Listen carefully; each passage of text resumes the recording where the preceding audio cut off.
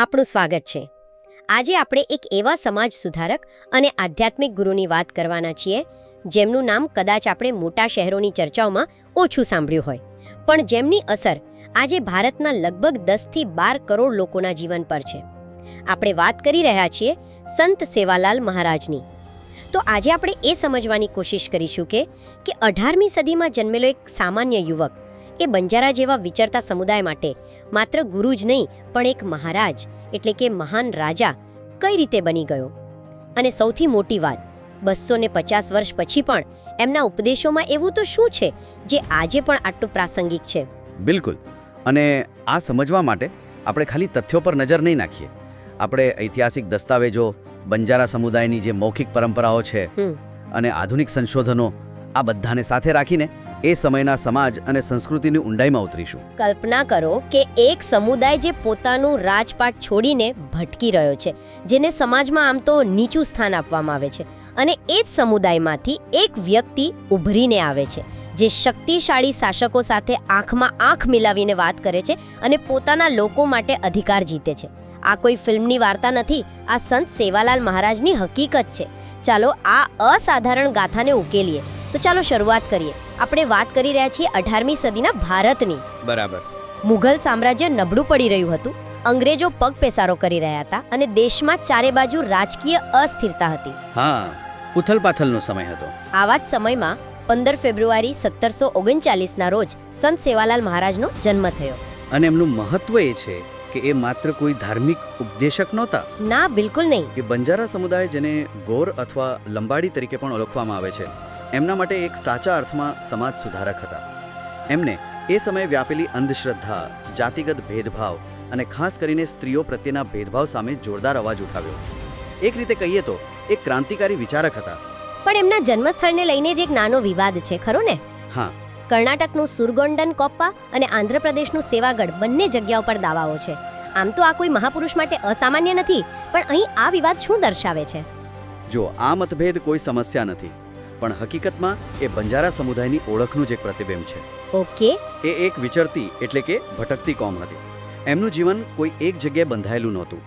એમના પરિવારે રાજસ્થાનથી દક્ષિણ ભારત સુધી લાંબી સફર ખેડી હતી. બરાબર. એટલે એમના જીવનના શરૂઆતના વર્ષો અલગ અલગ જગ્યાઓ સાથે જોડાયેલા હોય એ સ્વાભાવિક છે. આ વિવાદ એમના સ્થિર ન હોવાની, સતત ગતિમાં રહેવાની નિશાની છે. તો અહીંથી વાત ખરેખર રસપ્રદ બને છે. એક પશુપાલક યુવક જેનું મૂળ નામ સેવા ભૈયા હતું, તે લાખો લોકો માટે દૈવીય વ્યક્તિત્વ કેવી રીતે બની ગયો? આ પરિવર્તનની શરૂઆત ક્યાંથી થઈ? આ સફરની શરૂઆત એક એવી ઘટનાથી થઈ હોવાનું મનાય છે જે શ્રદ્ધા અને ચમત્કારની વચ્ચેની ભેદરેખા પર છે. લંબાડી લોકકથાઓ અને પેઢીઓથી ગવાતા ગીતો અનુસાર બાળપણમાં જ્યારે તેઓ સિરસીગઢ પાસે પશુઓ ચરાવી રહ્યા હતા, ત્યારે એમને માટીમાંથી શીરો અને ઘઉંની પૂરી બનાવીને દેવી જગદંબાને પ્રસાદ ચડાવ્યો હતો. એક મિનિટ, માટીમાંથી શીરો પૂરી બનાવી? શું આ માત્ર લોકકથાઓ ન હોઈ શકે? ઐતિહાસિક રીતે આપણે આવી ઘટનાઓને કેવી રીતે જોઈ શકીએ? તમારો પ્રશ્ન બિલકુલ વ્યાજબી છે.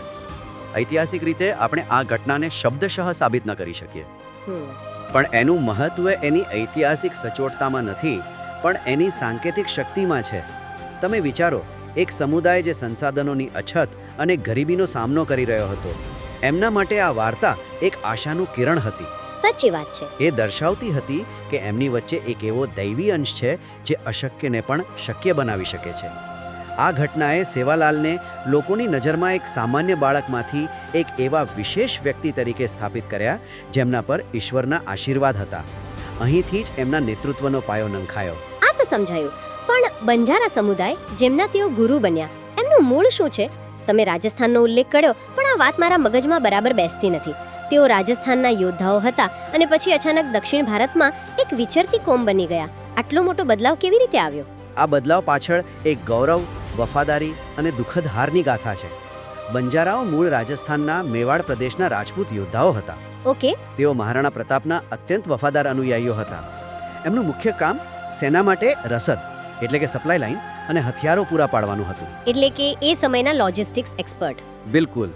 અને 16મી સદીના અંતમાં જ્યારે મુગલો સામે હલ્દીઘાટીના યુદ્ધમાં મહારાણા પ્રતાપની હાર થઈ, ત્યારે તેમણે શપથ લીધા કે જ્યાં સુધી તેઓ ચિત્તોડ પાછું નહીં જીતે, ત્યાં સુધી તેઓ મહેલોમાં પાછા નહીં ફરે. એમના વફાદાર અનુયાયીઓ બંજારાઓએ પણ પ્રતિજ્ઞા લીધી કે તેઓ પણ રાજસ્થાન છોડી દેશે. આ પછી તેઓ જંગલો અને દુર્ગમ વિસ્તારોમાં રહેવા લાગ્યા અને ધીમે ધીમે મધ્ય અને દક્ષિણ ભારતમાં સ્થળાંતર કરી ગયા. સંત સેવાલાલના દાદા રામજી નાઈક આ જ ગૌરવશાળી પણ સંઘર્ષમય સ્થળાંતરનો એક ભાગ હતા. વાહ! તો આ એક એવો સમુદાય હતો જેનો ભૂતકાળ રાજવી હતો પણ વર્તમાન અત્યંત કઠોર અને અનિશ્ચિત હતો. બરાબર. અને એમની મુશ્કેલીઓ ત્યાં પૂરી નહોતી થઈ. 17મી 18મી સદીમાં જાતિ વ્યવસ્થા ખૂબ જ કઠોર હતી. બંજારા જેવા વિચારતા સમુદાયોને સમાજમાં કોઈ સન્માનજનક સ્થાન નહોતું. હા, શોષણ થતું હશે. ખૂબ જ. એમને ભેદભાવ અને શોષણનો સામનો કરવો પડતો. અને પછી અંગ્રેજો આવ્યા. અંગ્રેજોએ એમના મુક્તપણે ફરવાના અને જંગલના અધિકારો પર પ્રતિબંધ મૂકી દીધો. એટલું જ નહીં, 1871માં એમણે બંજારાઓને ક્રિમિનલ ટ્રાઇબ્સ એટલે કે ગુનાહિત જનજાતિ તરીકે વર્ગીકૃત કર્યા. ઓહ! આ એક ઐતિહાસિક અન્યાય હતો, જેણે એક ગૌરવશાળી સમુદાયને કાયદાકીય રીતે ગુનેગાર ઠેરવી દીધો. તો ચાલો આ બધાને જોડીએ. એક સમુદાય જે પોતાનું ગૌરવ ગુમાવી ચૂક્યો છે, સામાજિક રીતે તિરસ્કૃત છે અને રાજકીય રીતે દબાયેલો છે. આવી નિરાશાજનક પરિસ્થિતિમાં એક વ્યક્તિ ઉભરીને આવે છે અને લોકો એમને મહારાજ કહેવા લાગે છે. મહારાજ એટલે કે મહાન રાજા. પણ એમની પાસે કોઈ સૈન્ય નહોતું, કોઈ રાજ્ય નહોતું. તો આ મહારાજ બિરુદ પાછળનું રહસ્ય શું હતું? જુઓ, આ બિરુદ કોઈ એક કારણથી નથી મળ્યું. એ 4 અલગ અલગ સ્તંભો પર ટકેલું છે. 4 સ્તંભ? હા. પહેલો સ્તંભ હતો એમની આધ્યાત્મિક સત્તા અને જ્ઞાન. એમને આયુર્વેદ અને નેચરોપેથીનું ગજબનું જ્ઞાન હતું. એક પ્રસંગ ખૂબ પ્રખ્યાત છે, જ્યારે હૈદરાબાદમાં કોલેરાનો ભયંકર રોગચાળો ફેલાયો અને હજારો લોકો મરી રહ્યા હતા. ત્યારે સંત સેવાલાલે પોતાની દેશી દવાઓ અને ઉપચારોથી લગભગ 10,000 લોકોના, ખાસ કરીને પશુધનના જીવ બચાવ્યા હતા. 10,000? હા. આ ઘટનાએ એમને એક ચમત્કારિક ઉપચારક તરીકે સ્થાપિત કર્યા. લોકો એમને જીવનદાતા માનવા લાગ્યા. એમની પાસે આધ્યાત્મિક શક્તિ અને ઉપચાર કરવાની ક્ષમતા હતી, પણ શું માત્ર એટલું જ કોઈને મહારાજ બનાવવા માટે પૂરતું હતું? સમાજમાં એમની ભૂમિકા આનાથી પણ વિશેષ હતી. ચોક્કસ. અને એ જ આપણો બીજો સ્તંભ છે, સામાજિક સંગઠન અને સુધારણા. એમણે જોયું કે બંજારા સમુદાય વિખરાયેલો અને દિશાવિહીન છે. હા. એમને લોકોને વિચરતું જીવન છોડીને સ્થાયી વસાહતો, જેને થાંડા કહેવાય છે, સ્થાપિત કરવા માટે પ્રોત્સાહિત કર્યા. થાંડા? હા. થાંડા એટલે માત્ર ઘરોનું ઝુમખું નહીં, પણ એક સામાજિક અને સાંસ્કૃતિક કેન્દ્ર. એમણે સમુદાયને એક કર્યો, એમને પોતાની ઓળખ પર ગર્વ કરવાનું શીખવ્યો અને જાતિવાદ સામે લડવાની હિંમત આપી. એ એક સમાજ નિર્માતા હતા. અને ત્રીજો સ્તંભ ચોક્કસપણે એમનો દૈવીય દરજ્જો હશે, જેની શરૂઆત પેલી બાળપણની ચમત્કારિક ઘટનાથી થઈ હતી. હા. ત્રીજો સ્તંભ છે દૈવીય દરજ્જો. એમના ચમત્કારિક કાર્યો, ભવિષ્યવાણીઓ અને દુષ્કાળમાં વરસાદ લાવવા જેવી ઘટનાઓ જે લોકવાયકામાં વણાયેલી છે, એના કારણે એમના અનુયાયીઓ એમને સામાન્ય માણસ નહીં, પણ દેવી જગદંબાના આશીર્વાદ પ્રાપ્ત દૈવી અવતાર માનતા હતા. બરાબર. આ કારણે તેઓ માત્ર ગુરુ જ નહીં, પરંતુ એક પૂજનીય દેવતા સમાન બની ગયા, જેમનો શબ્દ અંતિમ માનવામાં આવતો. પણ જે વાત મને સૌથી વધુ આશ્ચર્યચકિત કરે છે તે ચોથો સ્તંભ છે, એમની રાજકીય અને રાજદ્વારી સૂઝબૂઝ. અને આ જ એમને અન્ય સંતોથી અલગ પાડે છે. ચોથો સ્તંભ છે રાજકીય અને રાજદ્વારીય માન્યતા. એમને માત્ર ભક્તિ અને ઉપદેશ પર ધ્યાન ન આપ્યું. એ સમજતા હતા કે જ્યાં સુધી સમુદાયના ભૌતિક અધિકારો સુરક્ષિત નહીં થાય, ત્યાં સુધી આધ્યાત્મિક ઉન્નતિ અધૂરી છે. એમણે હૈદરાબાદના શક્તિશાળી નિઝામ અને અન્ય શાસકો સાથે મુલાકાત કરી. વિચારો, એક વિચરતા સમુદાયના આધ્યાત્મિક નેતા નિઝામના દરબારમાં ઊભા છે અને પોતાના લોકોના અધિકારો માટે દલીલ કરી રહ્યા છે. હા, એમના ચરાઈ અને જંગલ અધિકારો માટે. આ એમની હિંમત અને રાજદ્વારી કુશળતા દર્શાવે છે. અને પરિણામ શું આવ્યું? પરિણામ? નિઝામે માત્ર એમની વાત માની જ નહીં, પણ એમનાથી એટલા પ્રભાવિત થયા કે એમણે સંત સેવાલાલને આજના હૈદરાબાદના પોશ વિસ્તાર બંજારા હિલ્સમાં ચરાઈની પરવાનગી આપી. વાહ! અને એમનું એક ચિત્ર પણ બનાવડાવ્યું. આ ઘટનાએ બંજારા સમુદાયને રાજકીય સ્તરે એક નવી ઓળખ અને સન્માન આપ્યું. આ જ કારણે તેઓ સાચા અર્થમાં મહારાજ કહેવાયા. અને મને લાગે છે કે આ રાજા હોવાનો વિચાર આજે પણ એમના પ્રતીકોમાં જીવંત છે, ખરું ને? મેં બંજારા થાંડાઓમાં સફેદ ધ્વજ, સેવા ધ્વજ વિશે સાંભળ્યું છે. શું તે આ જ વારસાનું પ્રતીક છે? બિલકુલ. તમે વાતને બરાબર પકડી. એ સફેદ ધ્વજ સંત સેવાલાલ મહારાજનું જીવંત પ્રતીક છે. એ શુદ્ધતા, શાંતિ અને શાકાહારનું પ્રતિનિધિત્વ કરે છે. અને એની સાથે લાલ ધ્વજ પણ હોય છે? હા, લાલ ધ્વજ દેવી જગદંબા માટે હોય છે. આ ધ્વજ એ વાતનું પ્રતીક છે કે ભલે ભૌતિક રીતે શાસકો બદલાતા રહે, પણ બંજારા સમુદાયના સાચા અને શાશ્વત આધ્યાત્મિક રાજા તો સંત સેવાલાલ મહારાજ જ છે. તો આ તો થઈ એમની મહારાજ બનવાની સફર. પણ એમનો વારસો શું છે? એમનો મૂળભૂત સંદેશ શું છે જે આજે પણ લાખો લોકોને પ્રેરણા આપે છે? એમનો સાચો વારસો એમના 22 સિદ્ધાંતોમાં સમાયેલો છે, જેને સેવા બોલી કહેવામાં આવે છે. સેવા બોલી. હા, અને આ કોઈ સામાન્ય ઉપદેશોની યાદી નથી. આ એક સંપૂર્ણ જીવન જીવવાની માર્ગદર્શિકા છે. અને આશ્ચર્યની વાત એ છે કે 18મી સદીમાં અપાયેલા આ સિદ્ધાંતો આજે 21મી સદીની સમસ્યાઓનો પણ ઉકેલ આપે છે. ચાલો આના પર થોડી ઊંડાણપૂર્વક વાત કરીએ. પર્યાવરણ સંરક્ષણ, જે આજે આખી દુનિયા માટે ચિંતાનો વિષય છે, એના વિશે એમણે શું કહ્યું હતું? એમનો દૃષ્ટિકોણ અદ્ભુત રીતે આધુનિક હતો. એમનો એક સિદ્ધાંત છે, જંગલોનો નાશ કરશો નહીં, તેનો નાશ કરવો એ પોતાનો નાશ કરવા બરાબર છે. વાહ!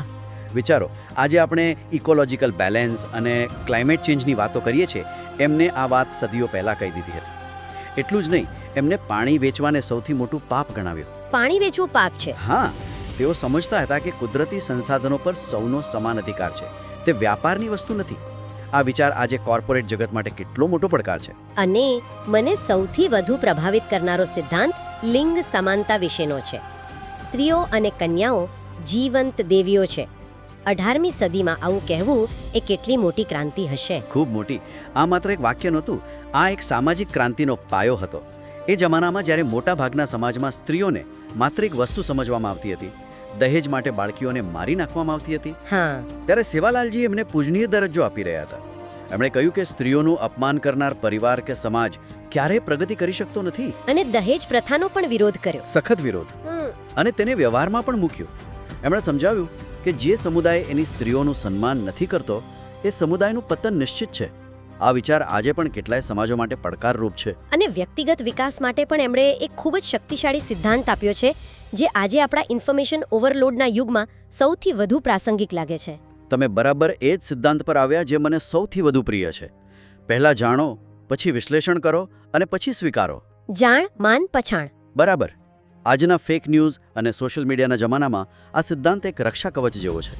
આપણને વોટ્સએપ પર કંઈક આવે છે અને આપણે વિચાર્યા વગર એને ફોરવર્ડ કરી દઈએ છીએ. હા, તરત જ. સેવાલાલજી કહે છે, રોકાઈ જાઓ. પહેલા માહિતીના મૂળ સુધી પહોંચો, જાણો, પછી પોતાની બુદ્ધિ અને તર્કથી એનું વિશ્લેષણ કરો, માનો, અને જો તે સાચું અને યોગ્ય લાગે તો જ એને જીવનમાં ઉતારો, પછાણો. એટલે કે વૈજ્ઞાનિક દૃષ્ટિકોણ કેળવવાની વાત છે. બિલકુલ. વૈજ્ઞાનિક અને તાર્કિક વિચારસરણી પર ભાર મૂકે છે, અંધશ્રદ્ધા પર નહીં. અને આ બધાની સાથે એમણે પોતાની સાંસ્કૃતિક ઓળખને જાળવી રાખવા પર પણ ખૂબ ભાર મૂક્યો. એમનું સૂત્ર હતું, ગોર બનો, કોર નહીં. આનો અર્થ શું છે? ગોર બનો, કોર નહીંનો અર્થ છે કે તમારી મૂળ ઓળખ, તમારી ભાષા એટલે કે ગોર બોલી, તમારી વેશભૂષા, તમારા ગીતો, તમારી પરંપરાઓનું રક્ષણ કરો. કોર એટલે કે નકલ કરનાર, જે બીજાના રંગે રંગાઈ જાય. હા, એ કહેતા હતા કે આધુનિકતાને અપનાવો પણ પોતાના મૂળને ભૂલીને નહીં. વૈશ્વિકરણના આ યુગમાં જ્યારે સ્થાનિક સંસ્કૃતિઓ લુપ્ત થઈ રહી છે, ત્યારે આ સિદ્ધાંત પોતાની ઓળખને ગર્વભેર જાળવી રાખવાની પ્રેરણા આપે છે. આ સિદ્ધાંતો માત્ર ઉપદેશ નથી, પણ એક સંપૂર્ણ, સ્વાભિમાની અને પ્રગતિશીલ જીવન જીવવાનો નકશો છે. તો ચાલો આ ચર્ચાને સમેટીએ. આપણે સંત સેવાલાલ મહારાજની અસાધારણ યાત્રા જોઈ.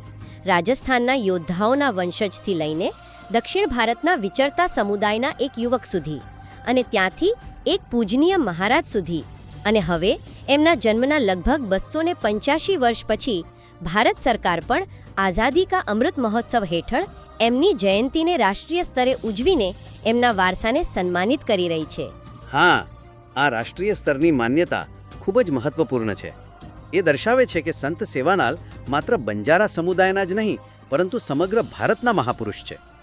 પરંતુ એ પણ વાસ્તવિકતા છે કે આજે પણ બંજારા સમુદાય શિક્ષણનો અભાવ, એમની ગોર બોલી ભાષાનું ધોવાણ હા, અને શહેરીકરણને કારણે પોતાની સાંસ્કૃતિક ઓળખ ગુમાવવા જેવા ગંભીર પડકારોનો સામનો કરી રહ્યો છે. અને કદાચ આ બધા પડકારોનો ઉકેલ સેવાલાલજીના ઉપદેશોમાં જ છુપાયેલો છે. બિલકુલ. અને શ્રોતાઓ માટે એક અંતિમ વિચાર. સંત સેવાલાલનો એક સિદ્ધાંત હતો, નિર્ભયપણે જીવો, ચિંતા ન કરો. આજના સતત દબાણ, સ્પર્ધા અને ભવિષ્યની ચિંતાના યુગમાં આ નાનકડું વાક્ય ખૂબ ઊંડો અર્થ ધરાવે છે. એવું નથી કે એમણે સમસ્યાઓને અવગણવાનું કહ્યું. એમણે કહ્યું કે પરિસ્થિતિનું વિશ્લેષણ કરો, મહેનત કરો, પણ પરિણામની ચિંતામાં ડૂબીને વર્તમાનની હિંમત ન ગુમાવો. જો આપણે આપણા જીવનના નાના મોટા ડરનો સામનો કરતી વખતે આ એક વાત યાદ રાખીએ કે આપણે નિર્ભયપણે જીવવા માટે બન્યા છીએ, ચિંતા કરવા માટે નહીં, તો આપણો જીવન પ્રત્યેનો દૃષ્ટિકોણ કેટલો બદલાઈ શકે છે? આ પ્રશ્ન સાથે અમે તમને છોડી જઈએ છીએ.